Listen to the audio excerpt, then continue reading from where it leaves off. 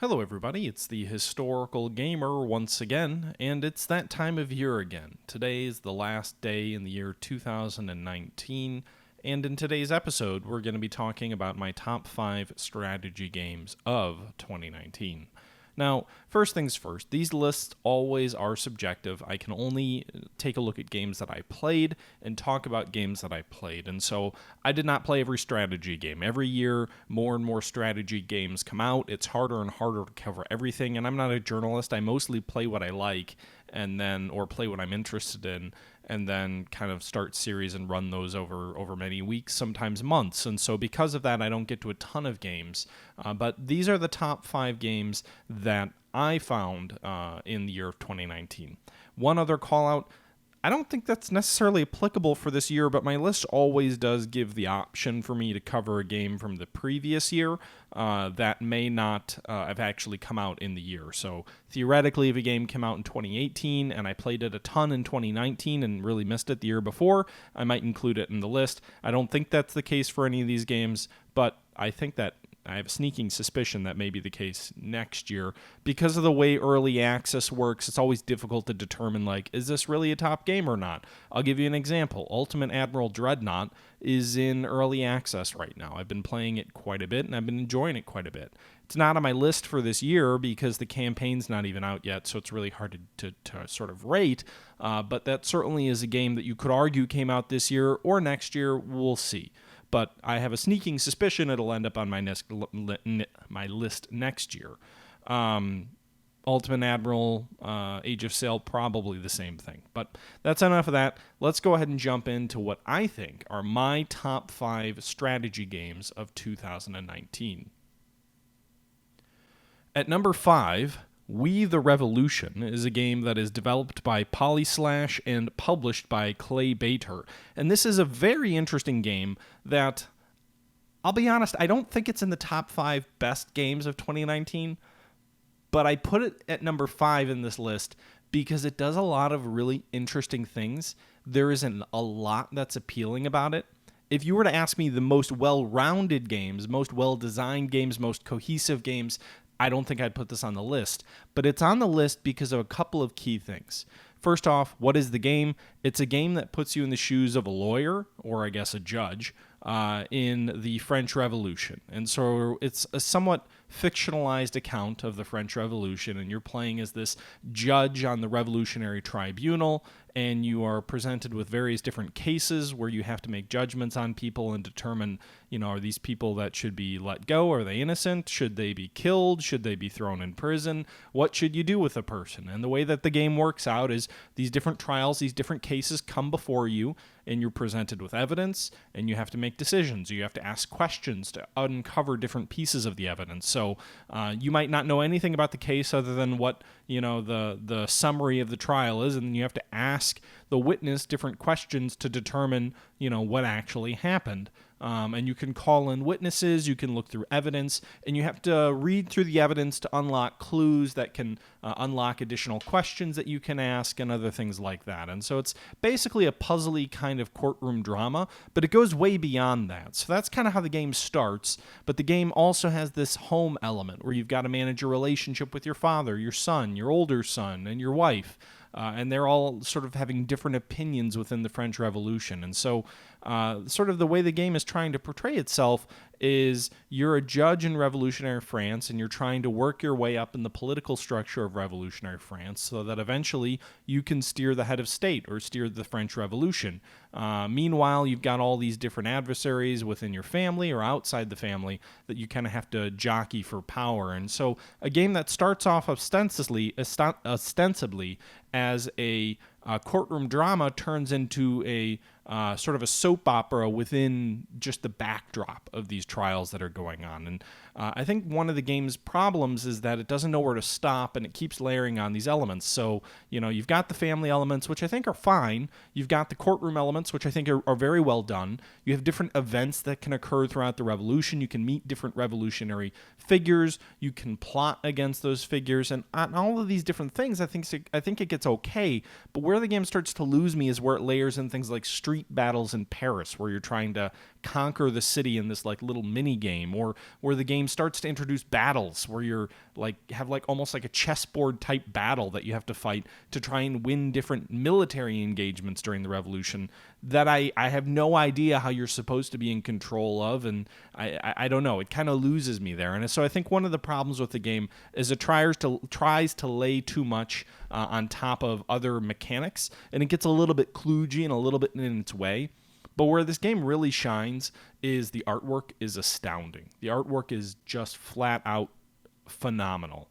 The storytelling is hit and miss, but in the places where it hits, it really is bone-chillingly spot on and really can kind of drive home a point. I think the storytelling, you could use a little bit of work in the way that it weaves in the political elements, where it's kind of like, well, one, how did you rise to this prominent post? Because originally you were just this dopey little judge who's like an alcoholic, and now suddenly, like 2 trials later, you're trying the king. Like there's I guess there's plot holes that are addressed with convenience to get you to where the game wants you to be. And so, I don't know if the game really has a ton of interesting things to say about the revolution other than like, hey man, the revolution is pretty crappy, like the terror was bad, but it kind of doesn't really talk a lot about like the underlying stuff behind the revolution. Like, well, maybe people had a right to be pissed off, right? Like if the population is starving, they're going to be pretty upset, and hey, the king's the one in charge. So overall, there are problems with the game, but I will say that the artwork is phenomenal. The courtroom scenes are very well done.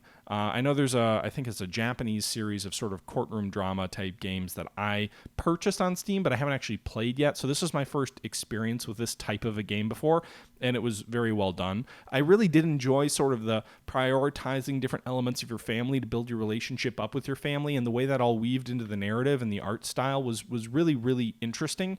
I just think at times they tried to do too much. But long-winded way of saying this is a really interesting game that I highly recommend you checking out, especially if it's on sale. Take a look at it, see if it's something that you might be interested in, or watch a YouTube video about it, because it does a lot of very different things, and it is not your typical strategy game. And so that's why it's on my list at number 5.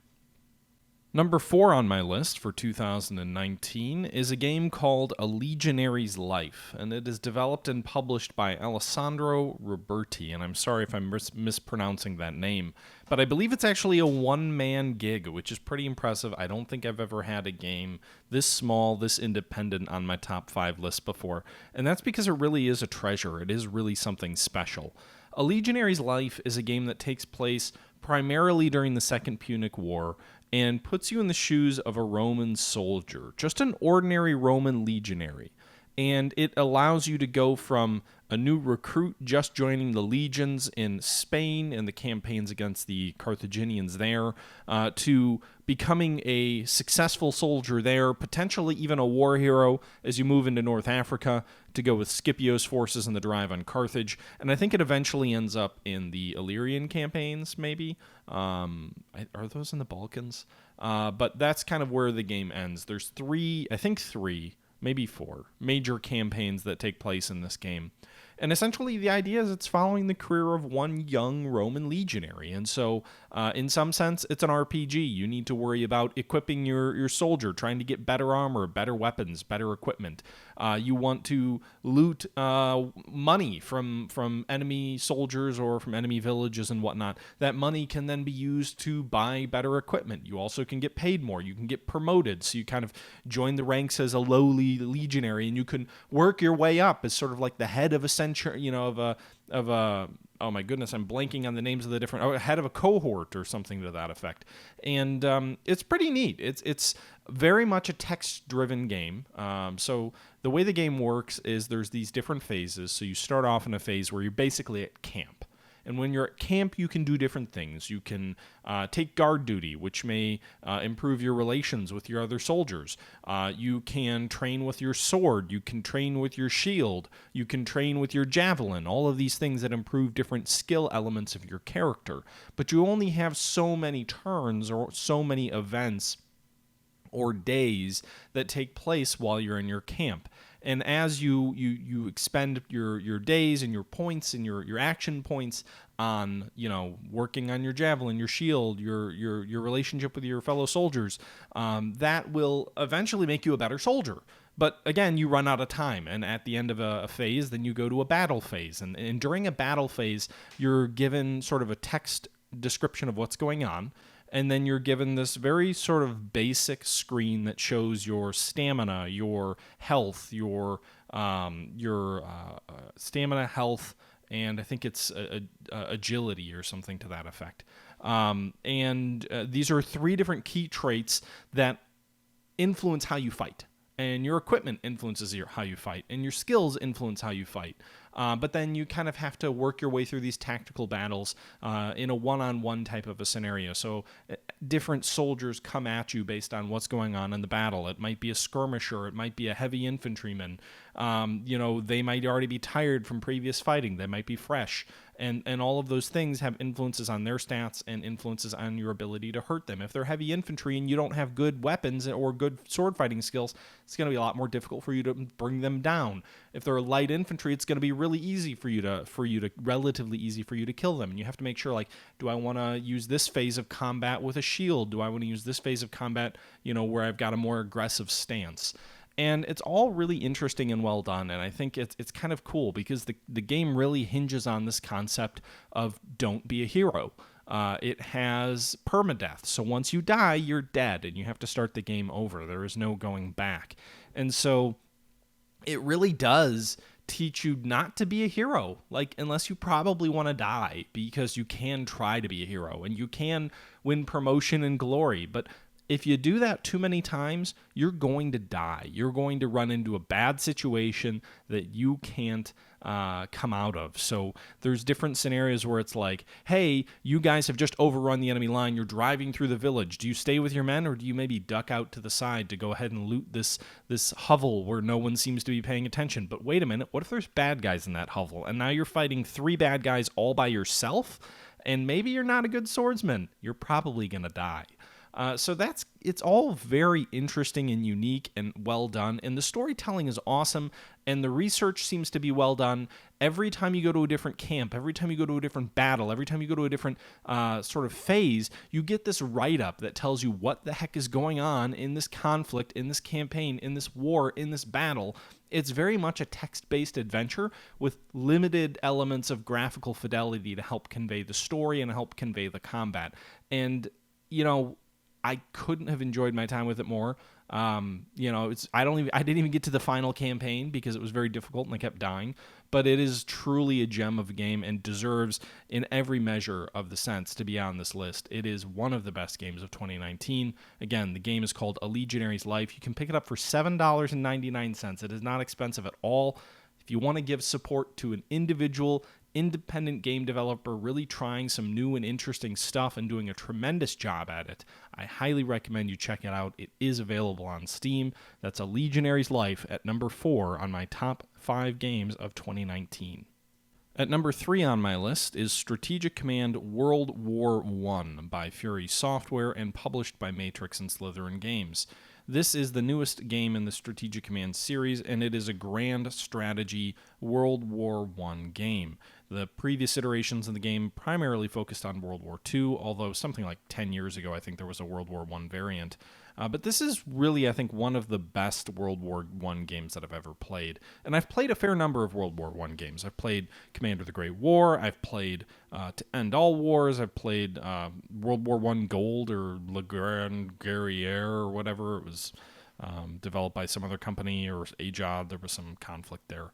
But I've played a fair number of grand strategy games of World War I, and I think the one that has stood out the most to me in a positive way is potentially still Commander of the Great War. But that game is over 10 years old now, and so while I have minor quibbles with it, I think the best new and the most stable World War I grand strategy game that I've played to date is now the newly released Strategic Command World War I.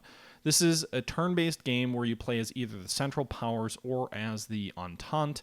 It allows you to play through a number of events that can occur through the war. It gives you key strategic decisions. So every turn, you deal with fighting your soldiers and fighting the war. But one of the things that periodically pops up is you're given decisions. And some of them are meaningful, and some of them, frankly, are probably better left unused and not even included in the game. But the ones that are meaningful are pretty cool to see. You can have the choice as the Central Powers. Do you want to send Lenin to Russia? And that can help spark and undermine Russia, but it can also have an influence at home.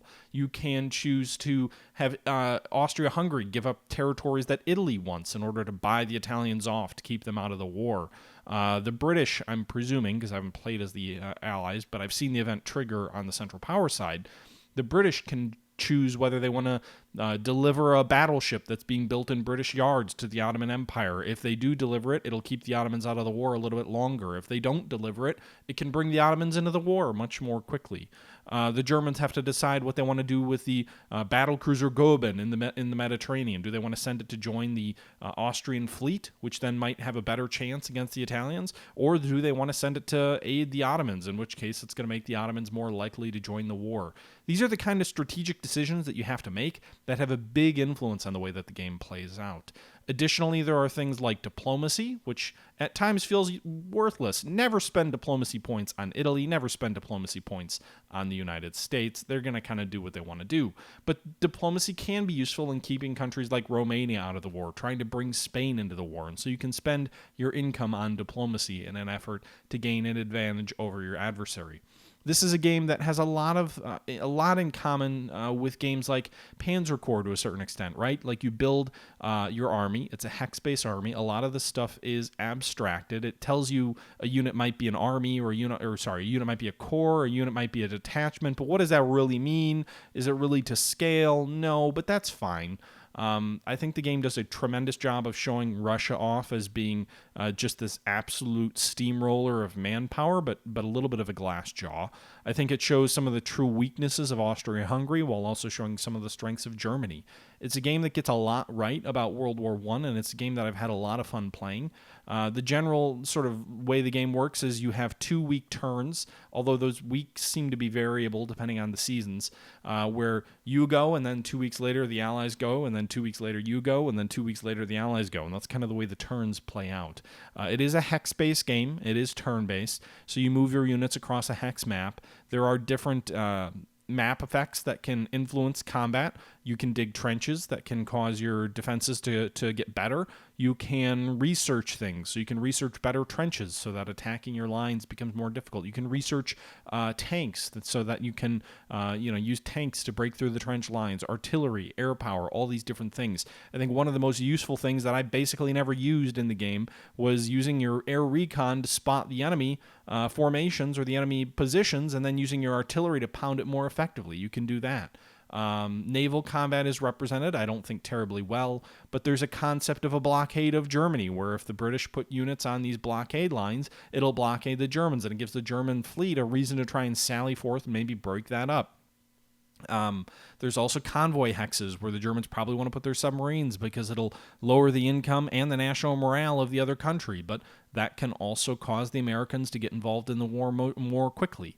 There's this overall concept of national morale, which kind of tracks overall popular opinion in a country. And as the morale falls, combat units become less effective, perhaps representing the mutinies or of the French army, and I think it was 1916 or 17, or perhaps the outright defection or surrender or loss of heart of the German military in 1918. So there's a lot of elements to this game. This isn't meant as a review. I'm kind of rambling about different features or whatnot. But in terms of best games of 2019, this is a game that came out in the second half of the year. I've played it to death. I've loved every minute of it. I've got a few small minor quibbles with it that I think Commander of the Great War does some things still a little bit better than it. But on the whole, this is the best, newest take of World War I of any grand strategy game out there, and it is definitely one of the top 5 strategy games of 2019.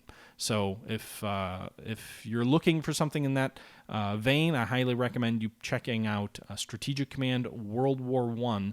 It is available either through Matrix and Slytherin's website, the publisher, or directly through Steam. At number 2 on my list for top 5 strategy games of 2019 is I don't know if it's truly a sequel or if it's a remake or a new engine or whatever you want to call it, but the game is Command Modern Operations. It is developed by Warfare Sims, and it is published by Matrix and Slytherin Games, and it is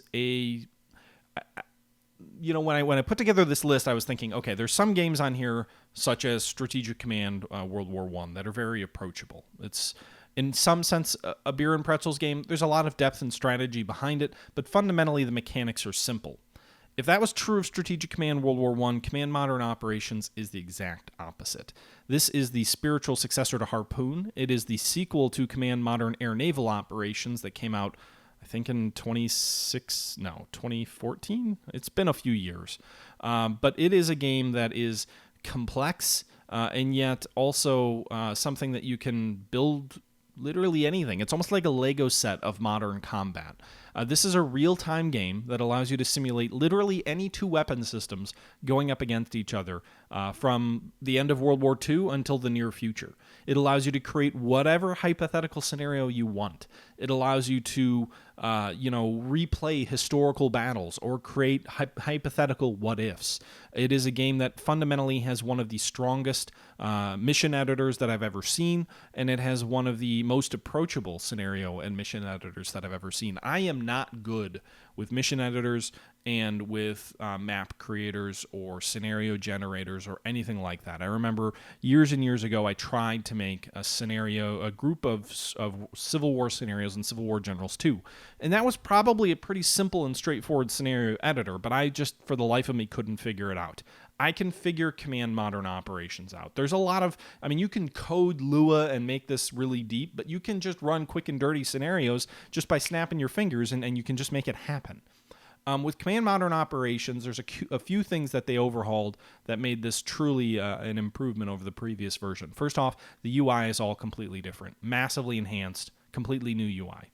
Second off, if you own any of the DLC or any of the previous scenarios, every single scenario that worked on Command Modern Air and Naval Operations works in Command Modern Operations. So they made a sequel, but they allowed every single scenario, whether it's a user-made scenario, of which there are hundreds, or whether it's a scenario that came with a game, those all work in the new game. And that is just an amazing thing for a developer to do, to say, listen, we're not going to make you throw all that out, all those DLCs, all those packs, all those hours you poured into the scenarios. You can carry that all over. The game supports it, and that is amazing.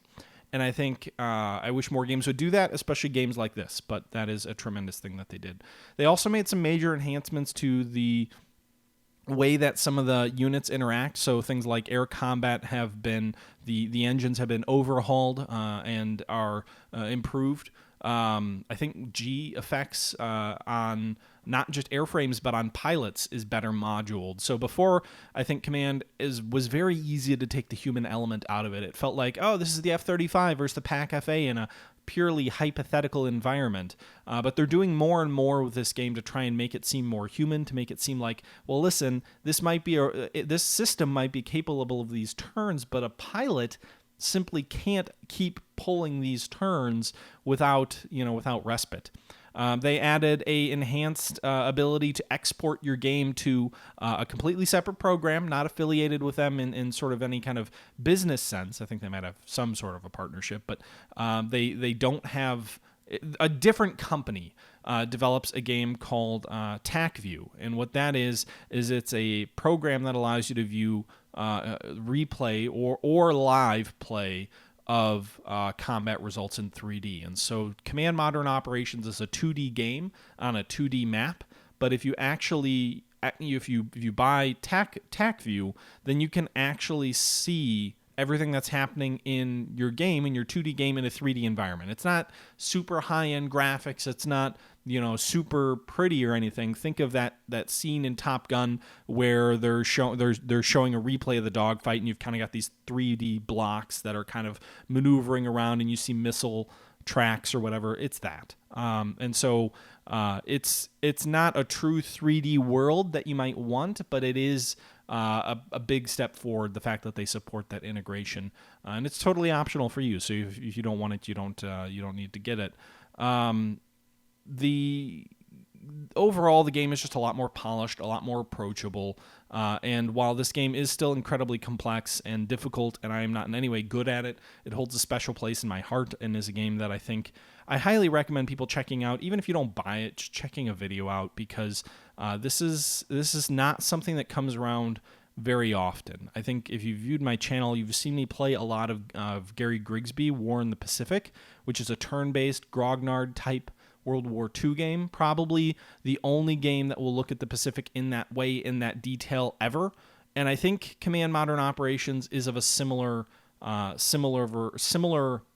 track or similar bend of a game. It is something unique in the marketplace. There has been a game like it before with Harpoon. This is clearly the spiritual successor to Harpoon, but I definitely recommend you checking it out if you're looking for something that really allows you to simulate whatever you want. If you want to simulate hundreds of ICBMs crossing the sky, crossing the globe, you can. If you want to simulate the F-22 versus the PAC-FA, the F-18 versus a frickin' MiG-15, a MiG-15 versus an F-22, whatever you want to do, you can simulate that. It's not just air combat, it's naval combat, it's land combat is still, I would say, a bit of a work in progress. That's the one area the game really could use some improvements in. They have made some with this newest version, but I still think there's this is more of about naval and air units striking ground targets or striking each other, and less about ground units moving through blitzkriegs.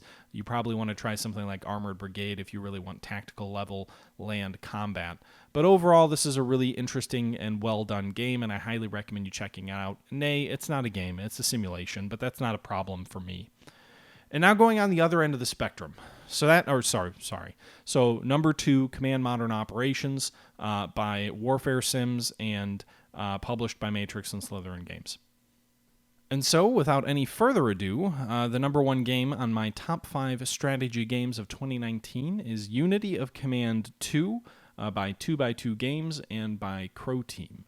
This is the sequel to an absolute classic that was Unity of Command 1, and this is, I think, for everything that Command Modern Operations was from complexity, we're going back to the approachable, simplified war game that still has a surprisingly substantial amount of depth to it. Unity of Command 2 is a turn-based strategy and war game that allows you to play through the Western theater campaigns from 1943, so the end of the African campaign, through to the operations in Sicily, Italy, Normandy, France, the Low Countries, and into Germany. This is a game that has the campaign that currently allows you to play through the Allied campaigns from 43 to 45, and in individual scenarios you can play as either side.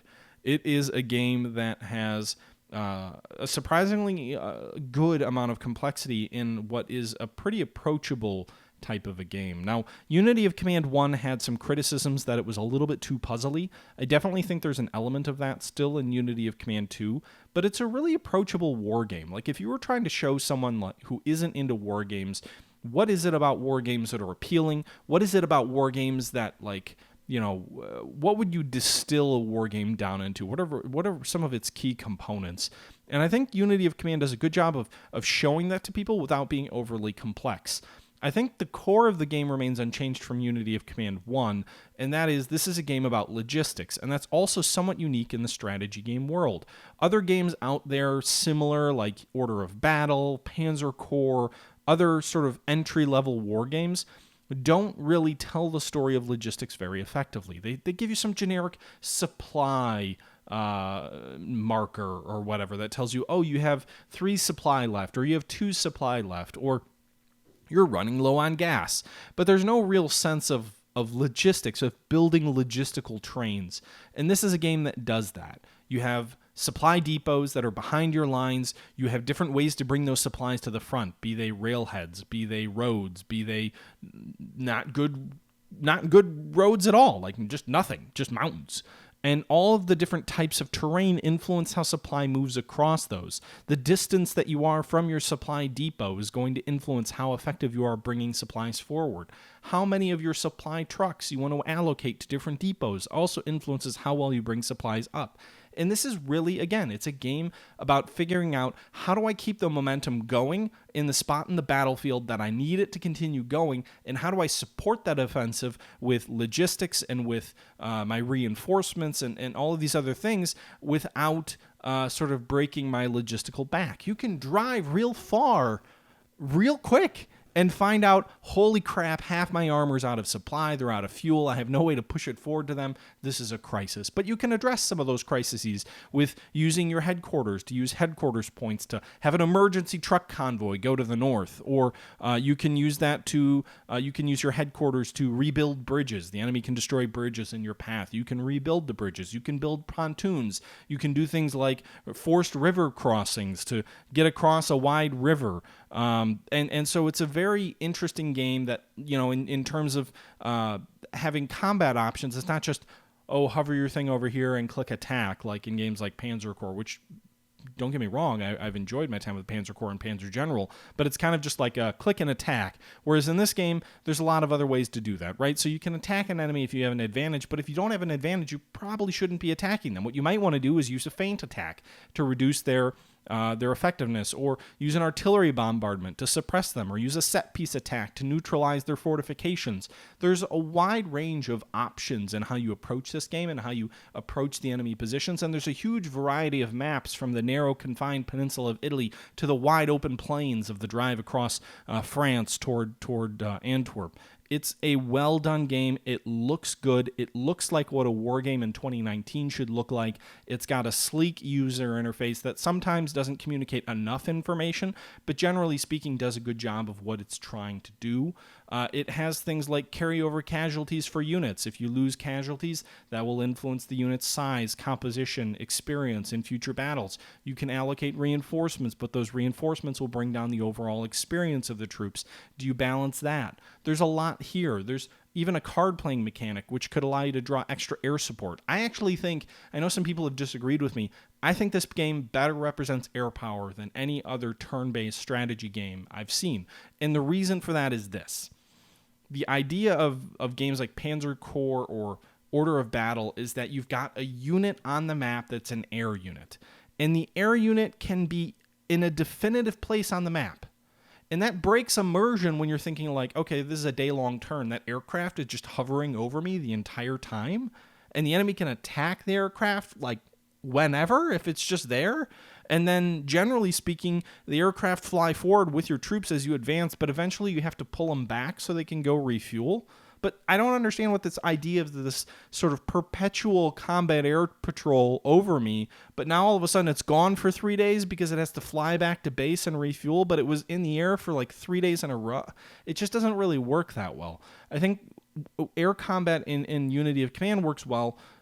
Admittedly, the Allies have basically free reign of air power. I don't know if the Axis gets it at all.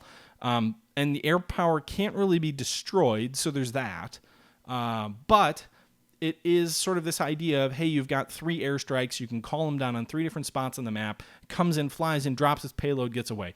Theoretically, sure, maybe the Germans should be able to shoot at it, but the way that World War II on the Western Front's going to work is the Allies, no matter how many they shoot down, the aircraft are going to keep coming. So you can try and allocate, like, you only have so many planes you can allocate. You have to figure out where you want to allocate them. And they can really help you break through, but they're not this unit that's moving forward with you. It's sort of this support element in the back. It's kind of like off-map artillery in a lot of games like Combat Mission or Close Combat. That's kind of how it's represented. And I think it better, it feels right for that kind of a game to represent air power that way. I think one of the neatest things is calling in a strategic airstrike. You only get a few of those throughout the game, but if you have a strategic airstrike, the idea of these lumbering big 4-engine heavy bombers, if you want to hit an enemy unit that's on the front line, be prepared for your units to take casualties like happened in Operation Cobra in the breakout from Normandy. This game has a lot of different elements going for it.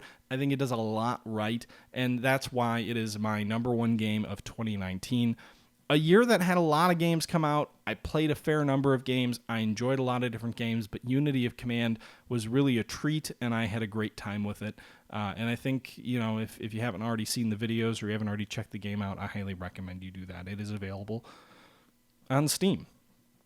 And so that brings us to a conclusion of yet another year of strategy gaming.